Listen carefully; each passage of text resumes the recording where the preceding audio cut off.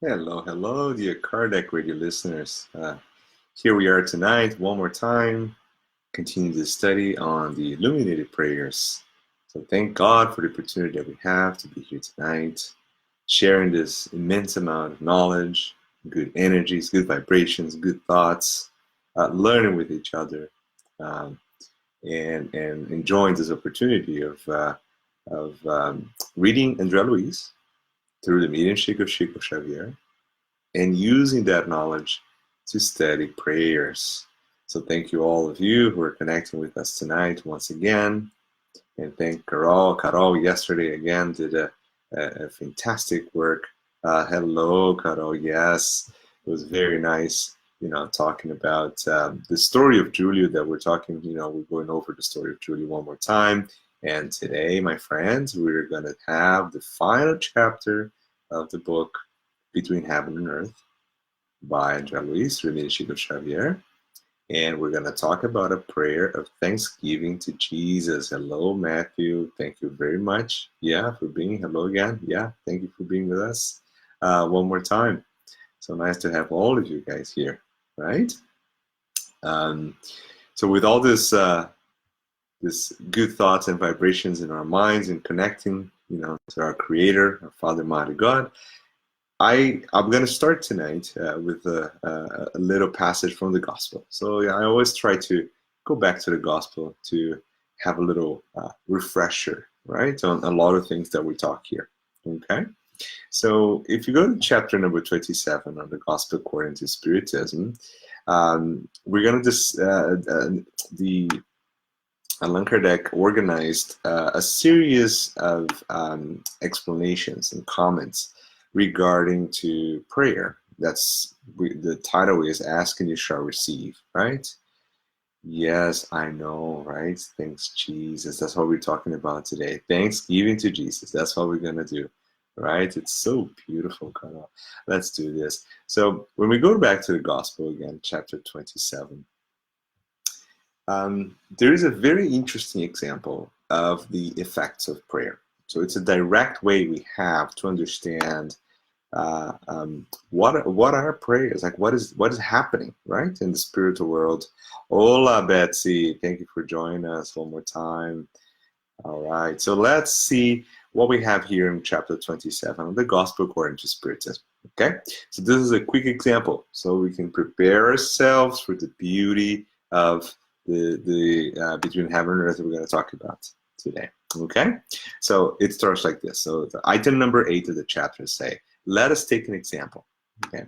So a man is lost in a desert and suffering from terrible thirst. Okay. He feels faint and falls to the ground. He prays to God to help him and waits. But no angel comes in to bring something to drink. Ah, this is interesting. Does anyone connect? I connect. Because that's still what we think, right? I'm going to pray to our Creator, right? And I'm asking for something, in this case, very material, very objective, right? So, I'm asking for, I'm thirsty. I'm asking for water, right? No water shows up. There's no there's no miracle in the sense that something supernatural, right? No water is dripping from the sky. There's no water coming from the ground. The trees are not turning to water, right? So because our minds are still engineered to be visual, right? So we need to be visual, we need to be objective, we need to be material. That's how we think. That's how we process things, right? Now, what happens is that if I don't see water showing up somewhere, I automatically starts to discredit the prayer, right? Because all of a sudden I actually ask for prayer. There's no prayer. Hello, Saul. Thank you for joining us. So we're engineered like that. Like we pray for something doesn't show up, so automatically the prayer kind of didn't work, right? But let's see what happens in this example here. Okay. Meanwhile, a good spirit suggests to him to get up and follow one of the pathways just before him. So then, in a purely mechanical motion, he gathers his strength, gets up, and walks.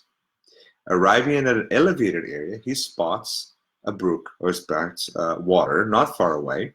Upon seeing it, he regains his courage, and if he has faith, so if one has faith, he will say, or he will think, "Thank you, God, for the thought you inspired me and the strength you gave me." Right? So that's a prayer of thanksgiving. That's exactly what we're going to talk about today, right? But if he does not have faith, he'll say, "What a good thought I had. Ha, I'm so lucky. What a good luck. I had, by taking the right path and taking me exactly to where the water is. Look at this. Unbelievable." So sometimes chance really does serve as well, right? That's the mindset of the ones that do not believe, right? So how I must congratulate myself for the courage and not giving up. Dear friends, good evening, Helen.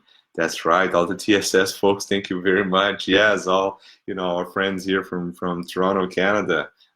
There are also some of which are still also watching with us, right? So let's look at this example, my friends. Here we are asking for help. We don't see help happening as a miracle, right?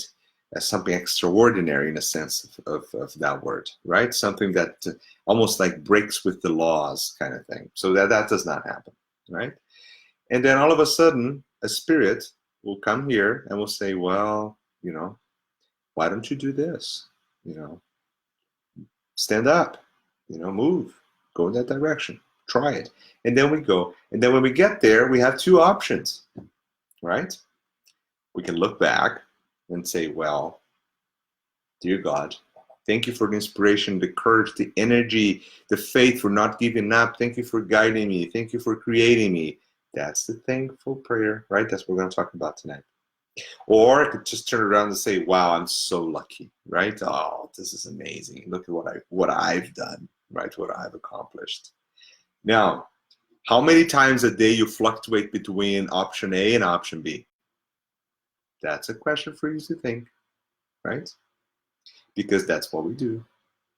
There are many, many moments where we're in that stage of development, just like I'm going to talk about on a topic here. But Piaget, when we talked about development, social developments of kids, there are steps in development. So the first step or the second step, the final step is the social stage. The final step is where the laws are already embedded into the heart, into the individual. So I don't need actually people to tell me what to do all the time because I already have the ability to self-govern myself.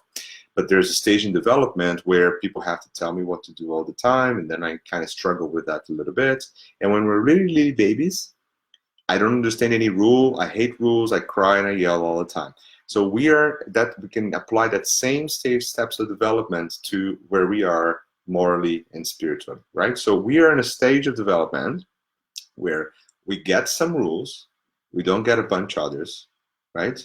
We do well in a few things, we yell a lot and about other things.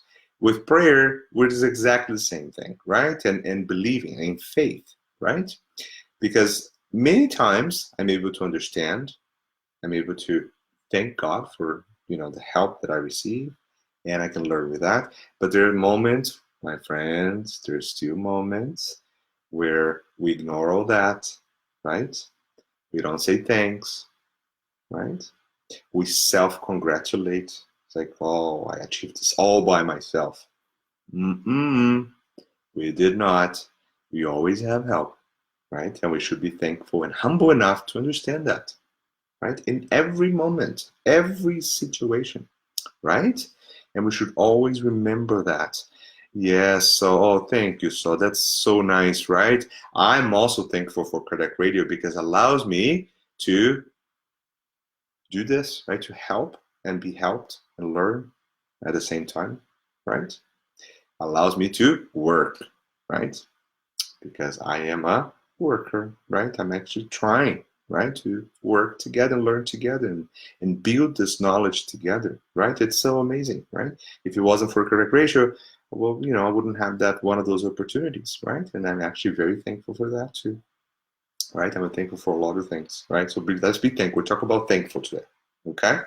Right, Carol? Right, Carol? I'm gonna create that little heart too, didn't have a chance, right? I put the little heart there, right? I like that yesterday, like giving the heart to the kid, right? Oh, so today we're going to give our hearts to Jesus. That's what we're doing. We're going to be thankful to Jesus. Okay. All right. Now that we talked about, we went to, yes, Betsy, we're still child.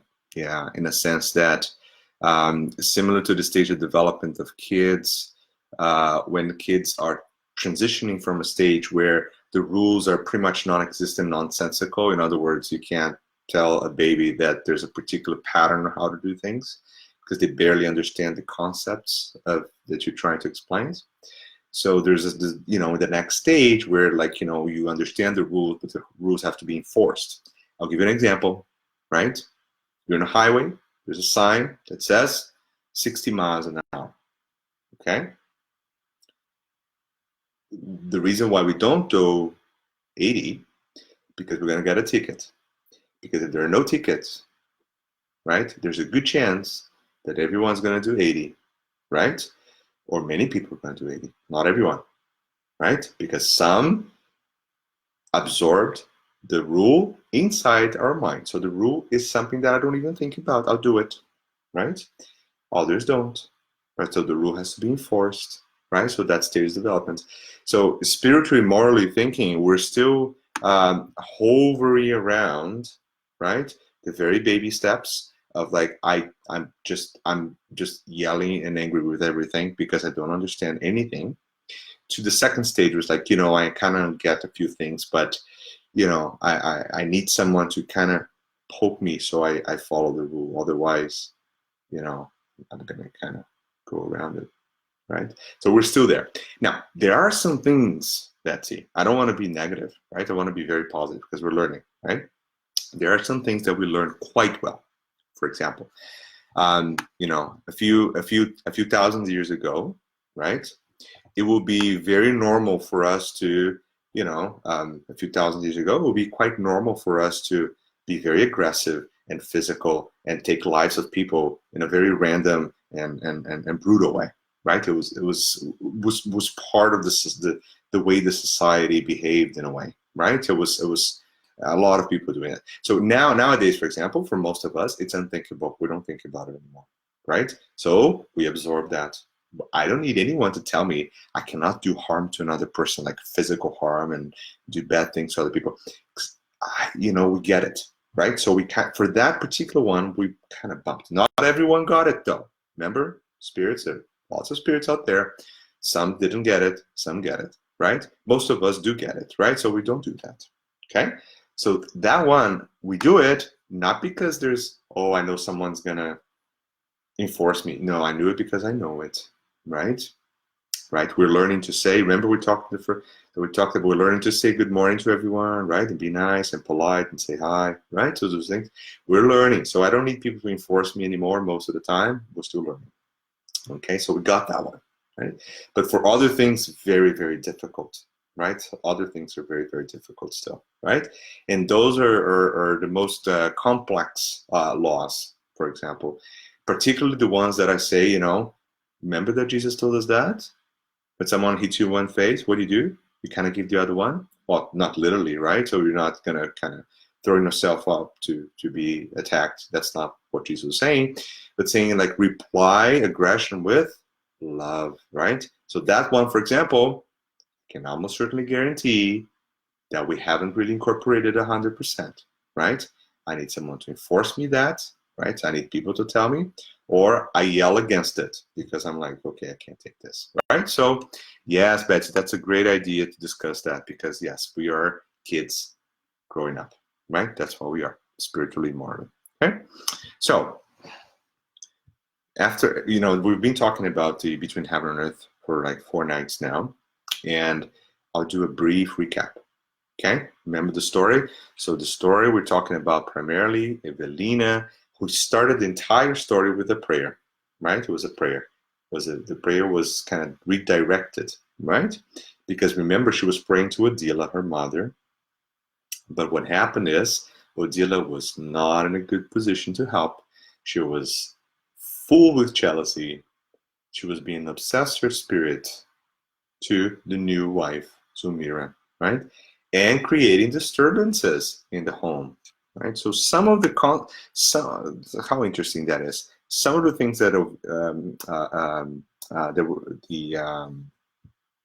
that Odila was doing were actually part of the reason why Vera was praying the first time, right? So quite interesting. So what happens then? There was so much good energy and impulse of that current of thought on that prayer that got diverted to Nocelar, and then Clarence and Louise, they're all here now to help. Okay, so that's the big summary. Now, I want you guys to think about this. Remember the first chapter, Odila, not in a good spot to help anyone, right? She was actually needing a lot of help because of the state of mind she was. What happens in the last chapter we're going to be talking about tonight? Odila is the key person helping everyone. So my friends, the prayer worked exactly how it was designed in the beginning, right? But if you're one on that story, if you're actually there in that story during the time of the first prayer, right? Now let's go back to the gospel. Would you be the guy complaining with God that no water showed up, right? In other words, would you be the, oh, I don't know if you're praying, right? Nothing's happening, right? There's nothing extraordinary happened. It's just like, I don't know what's going on, right?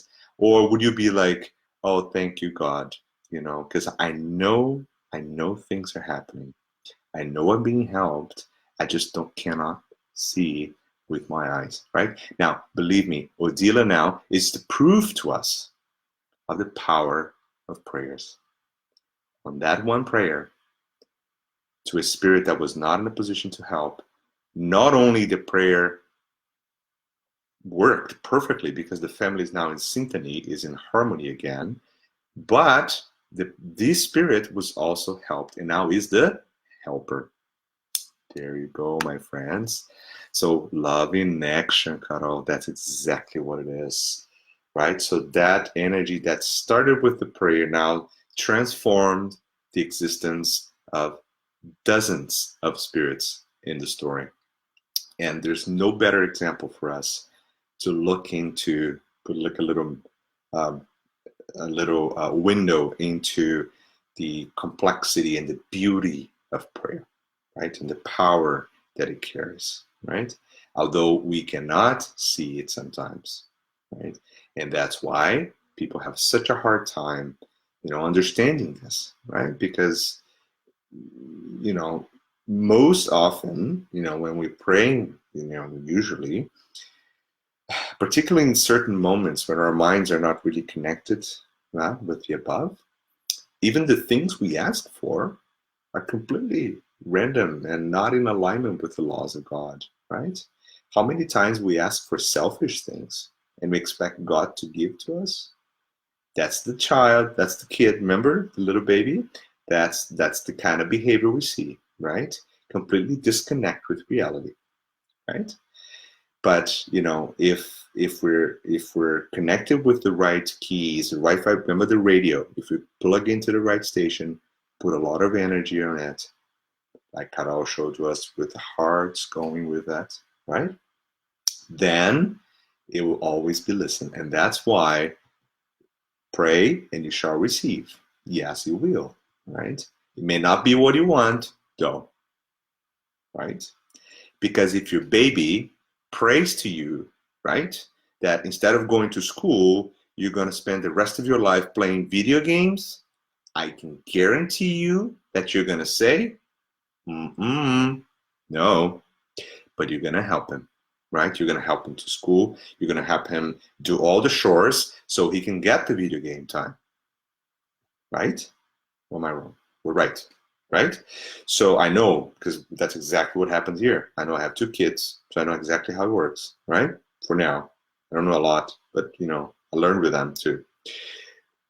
So that's exactly what we do, right? We ask God, right, for something.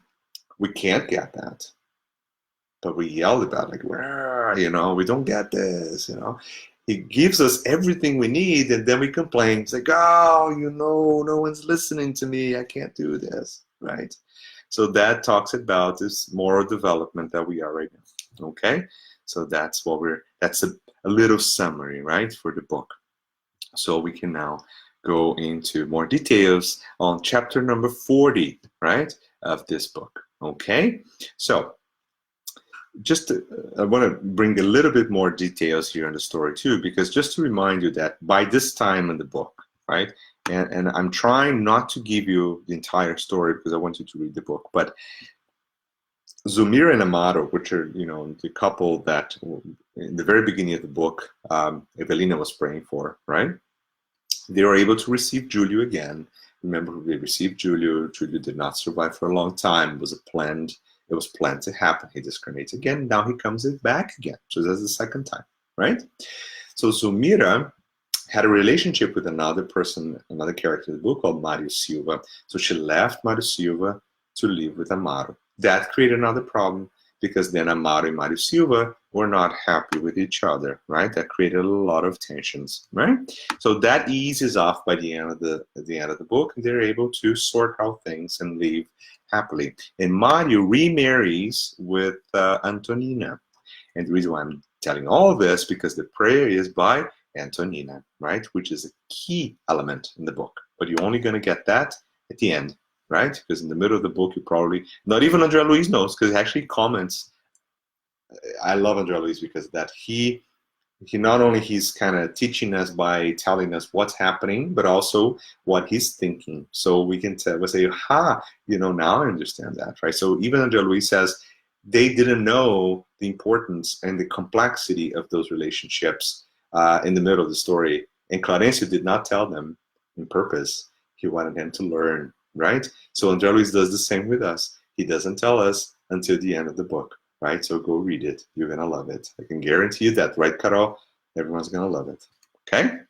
So, chapter 40, which is the last chapter of the book, starts actually a year later in the story. So the story, there's a gap of 1 year, and by this time, both Julio and another character of the book, Leonardo, which was also living in a very, very dire consequences because his thoughts were all stuck in time. He was leaving the time of his previous incarnation, right? They're able to reborn. So both couples, Mario Silva, Antonina, Zulmira, and Amaro, are now connected and helping each other because they are part of the spiritual family for this group of spirits, okay? Evelina, which is the main character of the book, that was the key, the starting prayer for the book, marries Lucas, which is Antonina's brother, and they'll go live together. Okay, so everything's looking like this beautiful, happy ending to everyone, right? And that's beautiful. The story ends in a very, very high, nice notes. During that moment, Claudencio is going to ask Antonina to pray, and this is what we're going to study now. Okay, so the prayer is a prayer being thankful to Jesus, right? And I highly recommend that whenever we have a chance, we do the same. Remember, Jesus, the most elevated spirit we ever had a chance to get in contact, discuss, or listen from, right? He comes to Earth. Now, he's part of the development, organizing our entire galaxy formation, right? So, as a starter. Now, imagine how many things he's organizing, helping, and programming for the whole universe. Now, he comes and incarnates in our tiny little blue planet, okay, to teach us love. Okay? How amazing is that? And here we are, over 2,000 years after, trying to understand basic concepts that he brought. Now, he didn't even go into details, right? He was giving basic instructions, right? Love.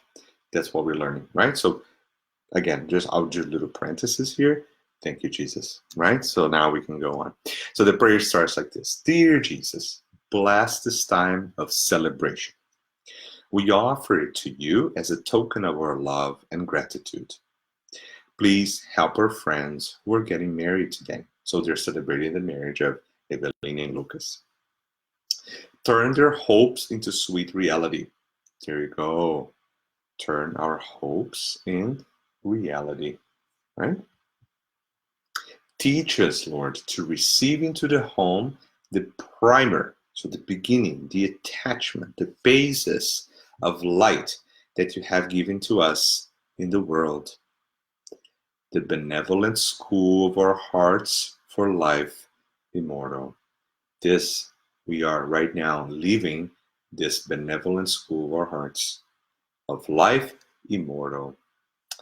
We are, my friends, we are going step by step into this stairway, this pathway to perfection, right?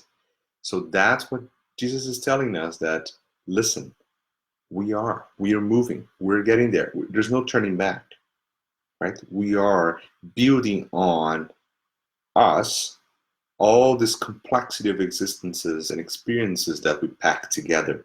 So it's up to us to transform all these experiences and learning experiences that we have and we pack within, we as a spirit, transform that into the energy that will propel us forward, right? So the more good you do, the faster you move, right?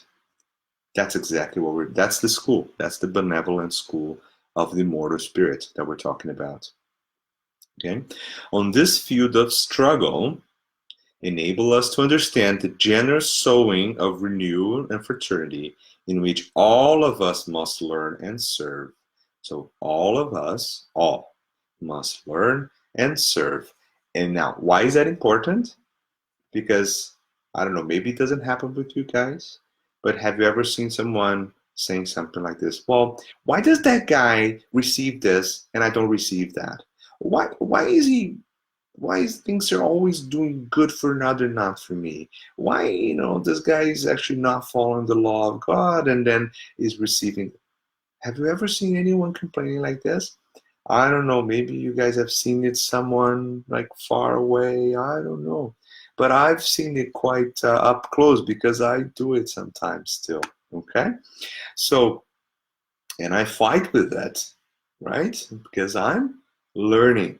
So how do you recognize a good spiritist? Is it a perfect being? Like something like extraordinary magic? There's like lights coming from the ears or something like that? Right? We recognize it by the efforts we make, right? Are you making effort? I know it's like some happy faces there. Yes. So are we putting in the effort, right? And I like to talk about it because you may hear sometimes, or you may feel that some of the spiritist speakers out there, they actually now have titles in front of their names, which is unbelievable. So it's like, you're not a spiritist anymore. You're like a something spiritist, or that spiritist, or amazing spiritist, or, anyways. But that, sometimes we have this sense that, we're looking at supreme entities or something like that. Obviously, there are many evolved spirits living on Earth that are amazing people, but not everyone. A lot of people are struggling just like us, right? And we have to learn together, right? We're learning together, okay? There you go, my friends. So let's go back to the book before I lose my focus, and then Caro is going to be making notes here. Marco, go back to the book. Okay, I'll go back to the book, okay? So may we, going back now, may we finally become more like one another's brothers and sisters as we cultivate peace through our efforts for the good. Remember, we just talked about it. We cultivate peace. So how do we cultivate something? My son Daniel just brought today the little experiment with the bean. Remember the bean, the little beanstalk that's growing? Like every kid does that, right? I'm pretty sure every adult does that too, because cultivating things involves care, time, patience, water, sun, more, love. Aha, you guys got it. Yes, involves a lot of things. Okay, so when we cultivate, remember what we're talking about here? So when we're cultivating peace, how do we cultivate peace, right? Is it by wearing a t-shirt saying peace? Right? That may look good, I don't know, but that's certainly not the way we cultivate it, right? We cultivated peace by our own actions, right? Our own thoughts, right? With patience, right? Perseverance, faith, right? Love, right? Because it's a process. So what the prayer is telling us here is that all these things we're talking about are processes that depends on us to work a lot hard to get it, right? So eventually we'll get it. Many people already got, like even incarnated today, but most of us are still in the process of learning that, okay? So you means us, in this case, so who consecrated the happiness of the home at the wedding, Cana. Oh, that's talking about Jesus. So Jesus, right? So who consecrated the happiness of the home at the wedding at the Canaan, transform the living water of our sentiments into ineffable gifts of work and joy. And we're referring here to the transformation of water into wine, right? That happened during the wedding, and that's you revert back to the Bible for that. Okay, but see the prayer very nicely worded. So convert or transform, right, the living water of our sentiments into the gifts of work and joy. That's so beautiful, my friends, right? Because working and joy are our gifts, right? So we should be think what do you do when you receive a gift, right? I don't know. We normally say what or say thank you, right? So we recognize that. So how many gifts we receive every day from God, right? And through Jesus as our master, right? So that we can actually connect, right? We can actually refer to directly, right? How many gifts, right? So how many times you have to say thank you? Well, I don't know. Maybe all the time. Sounds like it, right? That's what we're doing. Reflect your love in the simplicity of our lives, just as the sun is reflected in the drop of humble water. So the sun shines on every single little being in this planet, right? Lead us, Master, to your heart, which we long for, eternal and supreme for our destinies, and that your goodness may command our lives in our ardent desire, now and forever. So be it. Dear friends, this is again an amazing, emotional, happy prayer that we're giving thanks directly to Jesus. So thanks, Jesus, for all these things that you taught us, right? And I ask, remember, that's what we're going to ask in the end of the prayer. Master, that's what we're asking. Lead us to your heart. Can you guys imagine? And I'll bring here the little beautiful pink heart from Coral. Can you imagine, picture the heart as a way of manifesting the sentiments of our Master Jesus? Can you guys picture that? I'll be quite honest with you. For me, it's something that it's almost like difficult to understand, to recreate in my mind, because it's such an elevated, subtle, beautiful energy that I see flowing, I imagine flowing, and I feel it sometimes, when we're in prayer, when we connect with Jesus, right? So imagine the prayers, that's the ask part of the prayer is, lead us to that, lead us to your heart. So let us do that, right?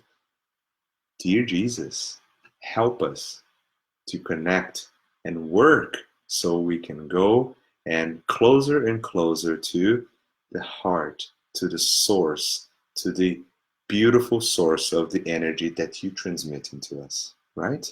So that's his heart. Okay. And then the second thing is, and that our goodness may command our lives. Who's the commander of our lives, right? Let's think about that. So in your daily activities, let's say, in your regular day, what is actually commanding your actions, right? Imagine that this is your vessel, so my body is my vessel. Okay, I'm the captain. I'm the spirit. Okay, so I'm a spirit with a little vessel that I use to survive in this particular incarnation. So, what is the guide? What is commanding your decisions, right? At work, at home, at the spiritist center, right? Because you are inside the spiritist center, it doesn't mean that you automatically transform yourself into a lightful being. That's not how it works. It just tells us that, yes, that's great. Let's keep working on it, right? So anywhere you are or you do or everything you think about, what is really the commander? What is the source? What is the guide? And that's what we're referring to here. And what she's asking for is that, may my goodness, so the things I've learned about the law of love and the divine laws, may that be my commander. So I follow that path, right? Because our free will is a magic tool that allows us to make decisions and learn, right? But because we can make decisions, our free will also can turn ourselves into paths that are not necessarily going directly forward. They kind of go round and round and round and round and round and round, right? So what we're asking is that, may I command myself with goodness, so I know for sure that I'm going up in my little pathway towards perfection.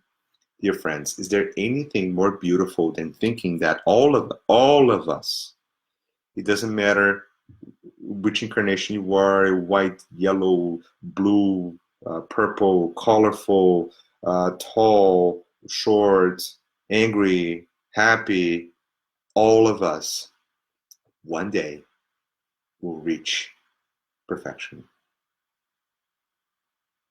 Because God, our creator, right, is perfect. So the creation will eventually learn and move towards that, right? So we are moving towards that. That is, for me, one of the quintessential learnings from Spiritism, not only from Spiritism, but what Spiritism brings to us in a lot of detail. And that help us deal with our own tiny little frustrations of the day-to-day life, right? Because when we look at someone that, maybe in a different understanding of the divine laws, let's put it that way, to be very polite, okay? We'll look at that individual and say, you're my brother. We'll work together to evolution, right? We need to work together. I can't just judge you and push you aside because, listen, we're all moving together, right? And we're all going to be perfect. So let's help each other, right? That's what Jesus is telling us all the time, right? But unfortunately, we sometimes forget that, right? And we revert back to our early little steps of development, right? Where, we kind of fight against the laws, right? That's what we're still doing, okay? So dear friends, now I want to use now the last few minutes now so we can do a little side explanation here on the spirit of Odila, okay? Because when you start reading this book, and I can guarantee you that I'm one of those, okay? When I started reading the book, when I first read the description of Odila, okay, I thought, nah, why? Like this spirit, why? I was so quick to judge Odila. Like we do, right? Like we still do. Okay, we have to work on that, right? But we were very quick to judge, right? So I was very quick to judge Odila. Why was she doing this? Why, she was so lost in jealousy. And I felt bad for her. And I said, that's such a difficult situation. And I 100% will tell you that in the beginning of the story, I thought Odila was like, oh, she's not a, evolved spirit. She has a lot to learn, and because when you start studying spiritism, we always think that, right? So when we start to understand, the pathways, the what we need to do and what we cannot do and kind of thing, and how we evolve as spirits. We use that information with our old selves, right? Which is the judging part embedded onto it, right? And I was very quick in the conclusion in the beginning of the book, the first few chapters, like, Dila is a big problem. She's going to be like the villain of this book, right? Oh, my friends, I learned such a beautiful lesson with this book, because by the end of it, I looked inside myself, not a deal anymore. See, learning, right? So I looked inside myself and see, Marco, what a fool you are, right? Because you absolutely missed the point everywhere in this book, right? You looked at Odila as someone who was, maybe not evolved enough, or, why was she so jealous and blah, blah, blah, blah. Right now I'm looking back and say, Marco, you fail to recognize that the seed of love is present in every single individual, including the ones that are transiently blind. She was transiently blind. When she removed the covers from her eyes and allowed her light to shine again, she turned into one of the most evolved spirits and bright individuals in this book. Believe it or not, right? So what a message to us, to all of us. Not only the fact that, yes, we're sometimes, quick to conclusions about things, but also that teaching us that every single individual, every one of us, may going through some transient, obscure times in our lives, for many reasons, for any reasons, for, you're stuck in certain thoughts, or addictions, or this or that, and, put it all together. This is all temporary, and we should move on, because eventually our light will shine. Our light will shine. And when it shines, it's noticeable. Everyone will notice that, right? So what we have to do, work together. So everyone's light will shine together. That's happiness. You want to know what happiness is? I know if you read the books, and we'll go back again to the basic books of Kardec, to André Louise, and many other books, and Emmanuel. So happiness, when we say like it's not from this world, remember, that is in there in gospel. Now, happiness, the little window of happiness that we can see is that when we see happiness in the brothers and sisters, right, together, so we're happy together. Because when you're happy all by yourself and everyone's sad around you, that doesn't work well, right?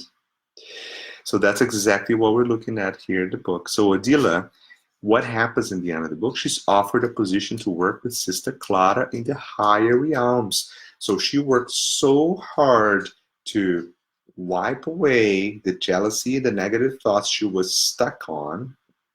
She was able to do that and help the person that she was just being the obsessor,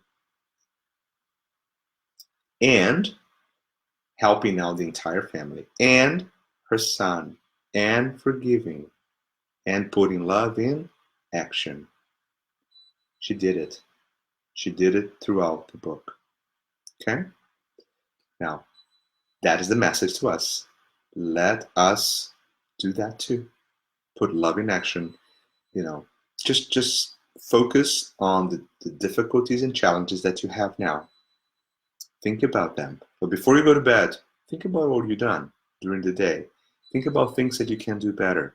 Choose one at a time. Focus on it and move it. Move forward.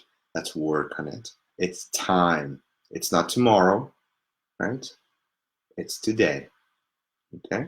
That's what she did. So she did it so perfectly that she was invited to work with Sister Clara. And anyone guesses here what she's going to say? Now, let's think about this, right? So Carol saw everyone there. If someone from Nosso Lar comes to you, tonight when you're sleeping, right? You're partially separated, and you're going to get there, and they're going to tell you, brothers and sisters, I have a job for you at Nasolar, and you're gonna work on helping others, and it'll be great, right? Who's gonna say no just after reading all the release, right? Everyone will be probably crying themselves out, right? It's like, oh my God, this is the most amazing thing that ever happened to me, and that's quite right, right? And I'm probably gonna think, oh, maybe I don't deserve this kind of thing, but that's showing your humbleness, right? Um, but I'm pretty sure very few people would say, I'll pass it because I'll stay here to help these people here that actually still need me, right? That's what Odila did, right? She actually says this. I actually make a note. I'm going to read it for you, okay? Devoted benefactor, my earthly home is my heaven. Where is heaven? Where's your heaven? Where's your heaven? I know it's not the green fields with the beautiful animals and shines and lights and hearts everywhere. No, I'm pretty sure we're over that. Remember, Betsy, we talked about it. We already got that idea already. I don't need anyone to kind of keep telling me that, right? So where is your heaven, right? So for where was heaven for Mother Teresa, for example, right? Euripides Barçanufo, right?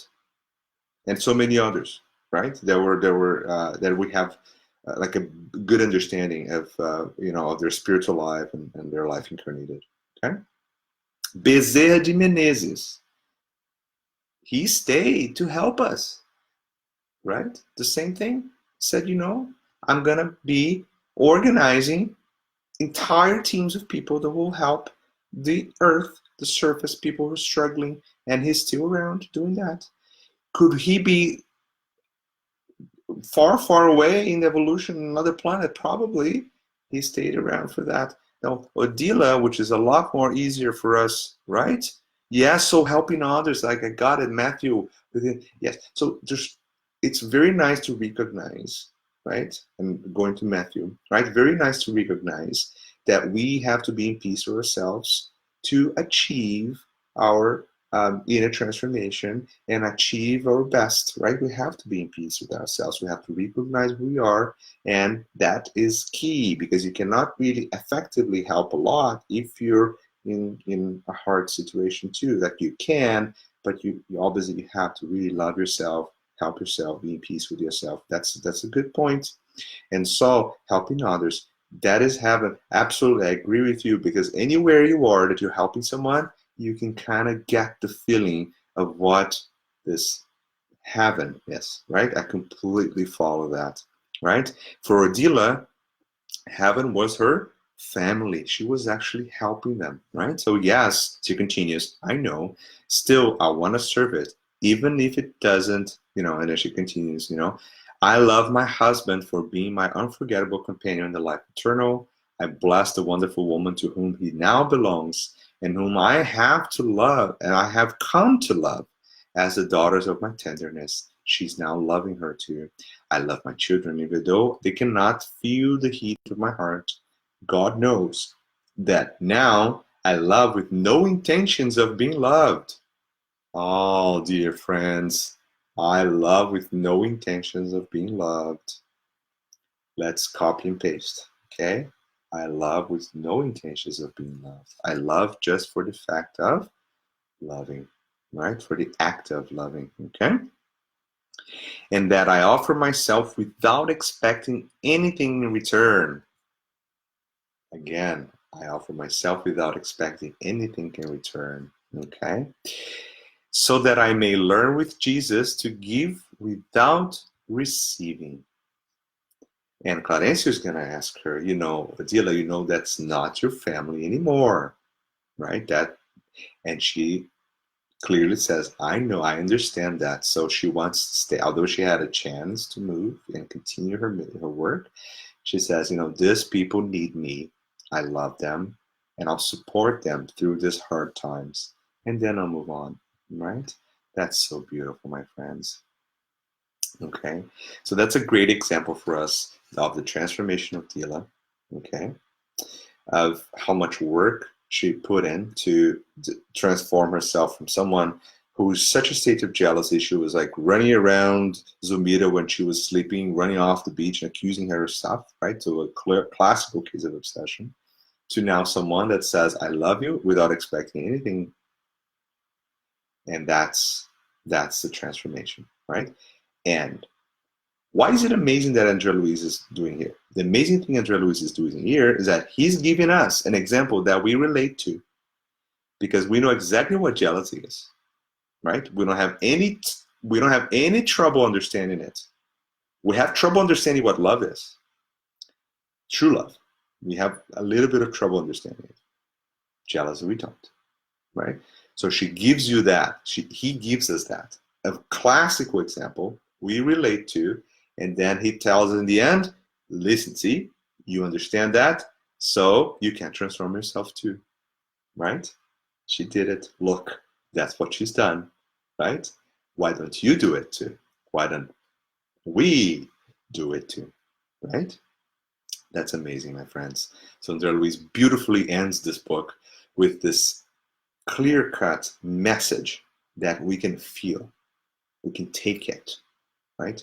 And we can work on it, okay? That's the beauty of the book. Okay, my friends? So that's the end of Between Heaven and Earth for us here, the Illuminated Prayers, right? There's obviously a lot more. There are other books coming, so Carol is going to take over tomorrow and continue, and then I'll be here with you guys the day after. And I would like to thank you all for again being here so late and connected and following this, following with us here at Kardec Radio. Okay, and I'm gonna do something different tonight. Because we're talking about prayers, right? So why don't we go back to the basics and go to the Gospel according to Spiritism? For those who don't know, the Gospel contains a summary of many prayers, right? At the end, and they're very succinct, very direct, very good to read. And if we have a hard time sometimes, because I feel that too sometimes, like the prayers that we read here, these are illuminated prayers that, sometimes we don't have the right words to follow the same way. We can't think the same. I understand it, right? Prayers don't need to be so complex and the right words and things. So if you need help with that, just go to Gospel According to Spiritism, selection of Spiritist prayers right at the end. There are prayers for many occasions, very short, direct, straight to the point. And the important thing is what you're thinking, right? And how you project it, okay? So Nora, thank you very much too for being here with us. Saul, thank you for being here every night. It's amazing, very nice to see you guys all around here. So I'm going to end today with the item number 31 of the Gospel According to Spiritism, a selection of Spiritist prayers, okay? So let us all, take this moment, right, to connect, okay? So let's do it together, okay? Dear God, you're supremely just. Every instance of suffering in this world must therefore have its cause and usefulness. I accept the reason for this affliction that I'm experiencing, an expiation for my past wrongs as a trial for the future. Good spirits watching over me, give me the strength to bear it without complaint. Enable it to be for me a healthy warning. May it increase my experience. May it combat my pride, ambition, foolish vanity, selfishness, and may it thereby contribute to my advancement. Thank you, God, and so be it. Thank you all from the bottom of my heart. Hearts from Carol. I'll do a little heart too, okay? And may you guys have a great night, and we'll be here tomorrow again, okay? Thank you all, and I'll see you soon. Take care.